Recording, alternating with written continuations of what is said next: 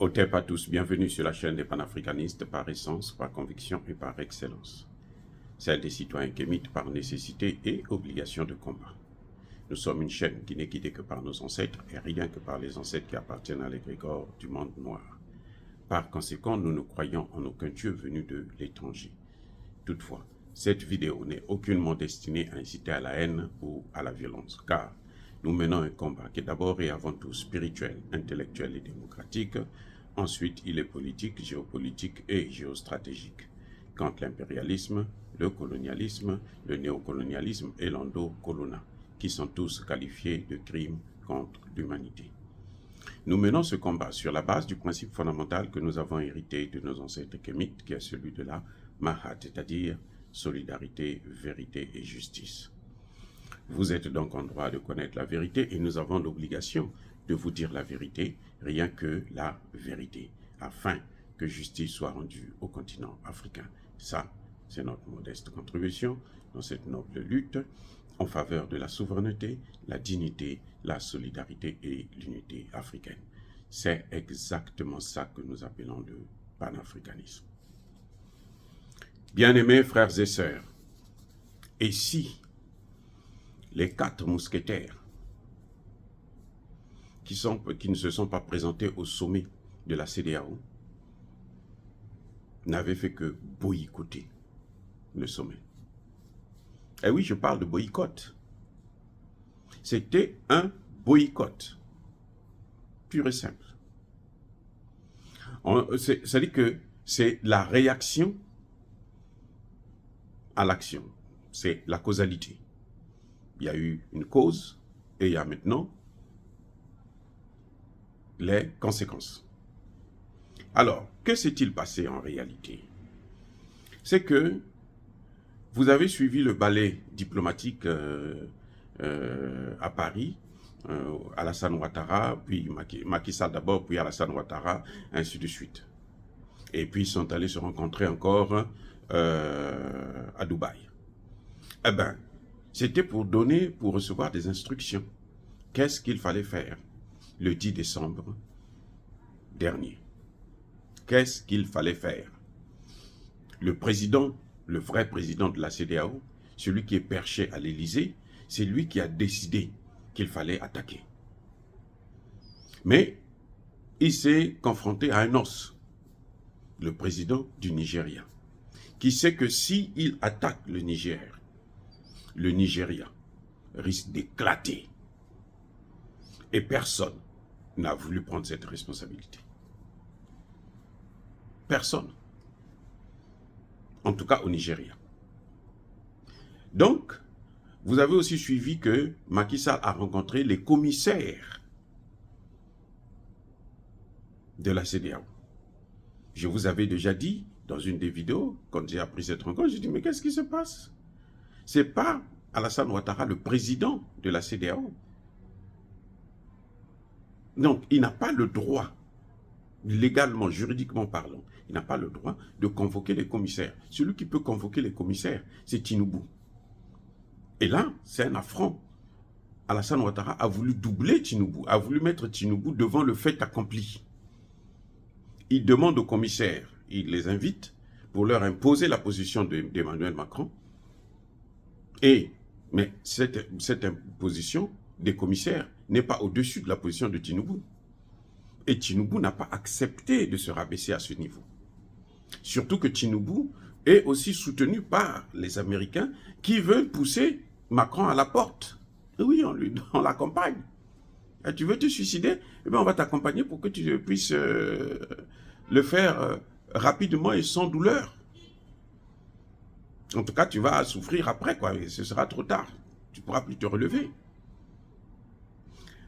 Alassane Ouattara n'avait pas le droit de rencontrer les commissaires de la CEDEAO. Maintenant, quand ils se déplacent comme ça, ils ont des perdièmes,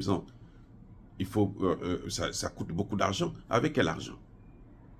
C'est avec l'argent c'est avec notre argent. L'argent des Africains, des francophones surtout, puisque la caisse est avec Emmanuel Macron. Donc voilà ce qui s'est passé réellement. C'est que quand il les appelle, Tinubu n'est pas content. Tinubu se dit, mais qu'est-ce qu'ils sont en train de mijoter sur mon dos? Ça ne se fait pas comme ça. C'est moi le président de la CEDEAO, c'est pas à Macky Sall ou ni à Alassane Ouattara de les convoquer, encore moins Patrice Talon. D'où la réaction de Tinubu. C'est pour ça que Tinubu a complètement oublié l'histoire de l'intervention militaire. Tinubu dit non. Vous avez entendu dans le communiqué final une force d'intervention, une force anti-putsch. Non, vous n'avez pas entendu anti-putsch. Dans le communiqué de la CEDEAO, on parle de force antiterroriste. Eh oui, c'est une force antiterroriste, pas une force anti-putsch. Donc, Tinubu a changé complètement d'action. Vous voulez une force, vous voulez des militaires, alors que nous avons un fléau qui est en train de nous menacer tous. Toute la CEDEAO, toute l'Afrique de l'Ouest est menacée. Je dis bien toute l'Afrique de l'Ouest. Donc, vous ne pouvez pas créer une force anti-putsch qui va nous diviser encore plus, à la place d'une force antiterroriste qui va rapporter la paix sur l'ensemble de la sous-région. C'est là le paradoxe.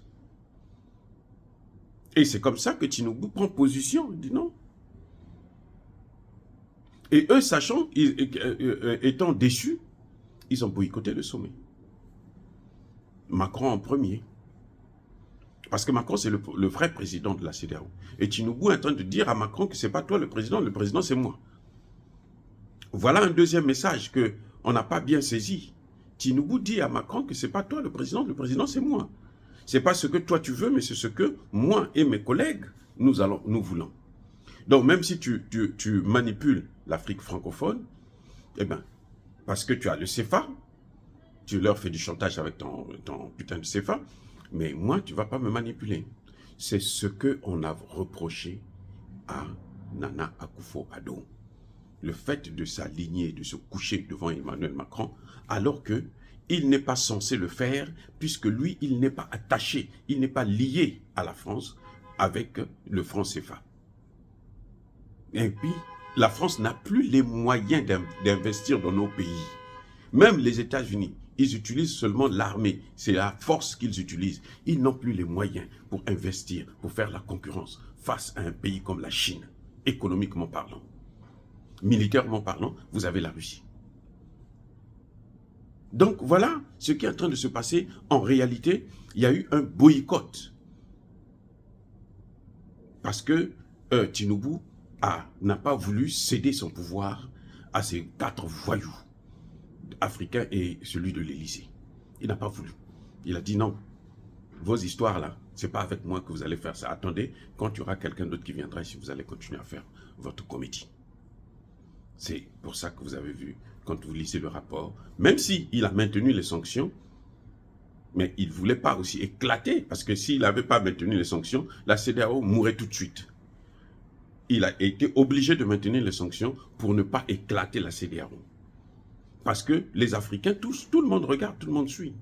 Mais malgré ça, il ne fait que colmater les brèches. C'est fini.